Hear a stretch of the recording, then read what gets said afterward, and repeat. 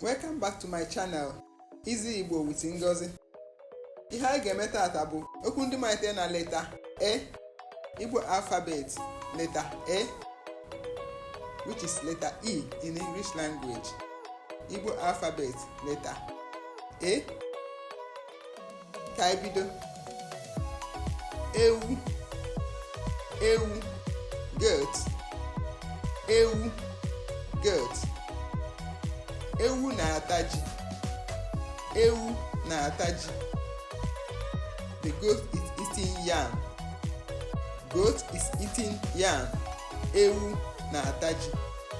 The goat is eating yam. Enwe, enwe, monkey. Enwe, monkey. Enwe na-eri unere. Enwe na-eri unere. Monkey is eating banana. Monkey is eating banana. Ehi, ehi, cow. Ehi, cow. Ehi nwere ụkwụ anọ. Ehi nwere ụkwụ anọ. Cow has 4 legs. Ehi nwere ụkwụ anọ. Ebu, ebu, wasp. Ebu na-agba agba. Ebu na-agba agba. Wasp can sting. Ebu, wasps. Efere, plate. Eji efere eri nri. Eji efere eri nri. We eat with plate. We eat with plate. Eji efere eri nri. Or we dish our food with plate. Eji efere ekunye nri. Eji efere ekunye nri. Ejune, ejune, maọbụ eju, snail. Ejune, eju, snail. Ejune na-atọ ụtọ nke ukwuu. Snail very delicious. Ejune na-atọ ụtọ nke ukwuu. Snail is very delicious. Enyi, enyi, elephant. Enyi, elephant. Enyi buru nnukwu ibu. Enyi buru nnukwute ibu. Elephant is massive. It has massive body. Elephant has massive body. Enyi buru nnukwute ibu. The elephant is big or it has massive body. Enyi, elephant. Egbe, kite. Egbe, kite. Egbe na-ebu urim ọkụkọ. Egbe na-ebu urim ọkụkọ. Kite carries chicks. Egbe, gun. Egbe gbagburu egbe. The gun shot the kite. Egbe, gun. Eku, eku, wooden spoon. Eku, wooden spoon. Eji eku esi nri. Eji eku esi nri. We cook with wooden spoon. You can use wooden spoon to stir your food. Eji eku esi nri. Eku, wooden spoon. Egburigbo ọnụ maọbụ egbugbere ọnụ. Lips. Egbugbere ọnụ maọbụ egburigbo ọnụ. Lips. Ụgụrụ na-agbawa egburigbo ọnụ. Ụgụrụ na-agbawa egburigbo ọnụ. Harmattan cuts the lips. Egburigbo ọnụ. Lips. Egbe igwe maọbụ egburu igwe. Egburu igwe, egbe igwe, thunderstorm.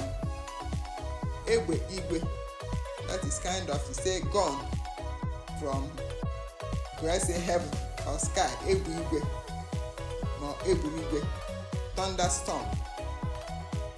Egwulugwu, egwulugwu, rainbow. Egwulugwu, rainbow. Chukwu ji egwulugwu wee mere ihe ọgbụgba ndụ. Chukwu ji egwulugwu wee mere ihe ọgbụgba ndụ. God used the rainbow as a thing of covenant. God used rainbow for a sign of covenant. egwurugwu rainbow. Ekwe, ekwe, slip drum. Ekwe, one of Igbo musical instruments. Ekwe, slip drum. Ekwe bụ otu n'ime ngwa egwu ndị Igbo. Slip drum is one of Igbo musical instruments. Slip drum is one of Igbo musical instruments. Ekwe, slip drum. Ekwentị, ekwentị, cell phone. Ekwentị, ekwentị, cell phone. Onye na-akpọ m n'ekwentị m? Onye na-akpọ m n'ekwentị m? Who is calling me on my phone? Who is calling me on my phone? Onye na-akpọ m n'ekwentị m? Ekwentị, cell phone. Ego, ego, money. Ego, money. Ego bara nnukwu uru. Money has great value. Money has great value.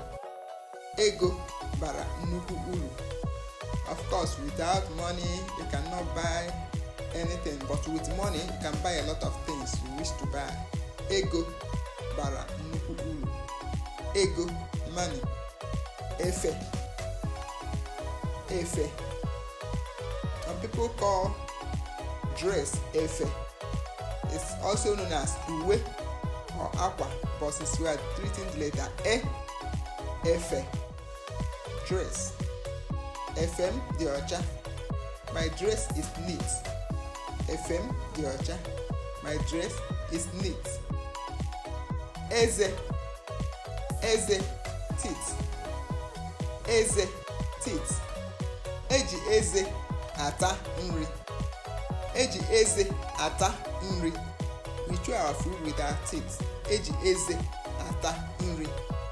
Eze, teeth. Eze, eze, same spelling, different meaning. Eze, king. Eze, king. Eze obodo a toro ogologo. The king of this town is tall. The king of this town is tall. Eze obodo a toro ogologo. The king of this town is tall. Eze, king. Ezigbo, ezigbo, the good one. Ezigbo, the good one. Ezigbo nwanne m. Ezigbo nwanne m or ezigbo enyi m. Ezigbo nwanne m, my good sibling. Ezi enyi or ezigbo enyi, my good friend. Ezigbo, the good one. Ezigbo enyi m bịara ebe a taa. My good friend came here today. My good friend came here today. Ezi enyi m bịara ebe a taa. Ezi, ezi, pig. Ezi, pig. Ezi na-anọ ebe ruru unyi. Ezi na-anọ ebe ruru unyi. The pig stays in a dirty environment. Pig stays in a dirty environment. Ezi na-anọ ebe ruru unyi. Ezi, outside. Ezi, outside. Pụọ ezi ka ị nara ikuku. Pụọ ezi ka ị nara ikuku. Go outside and receive fresh air. Go outside and receive fresh air. Pụọ ezi ka ị nara ikuku. Ezi, outside. Ebe, beetle. Ebe na-ata ji. Ebe na-ata ji. The beetle eats yam. Beetle eats yam. Etuketu, etuketu, hiccup. Etuketu, hiccup. Nwa mmiri ka etuketu kwụsị. Nwa mmiri ka etuketu kwụsị. Drink water so hiccup will stop. Drink water so the hiccup will stop. Etuketu, hiccup. N'ebe a ka m na-ewetazi ọmụmụ ihe nke taa na njedebe. Bụ okwu ndị malitere na leta A, Igbo alphabet A. Don't forget to view, like, and subscribe to my channel, Easy Igbo with Ngozi. Ka emesịa, ka ọ dị oge ọzọ.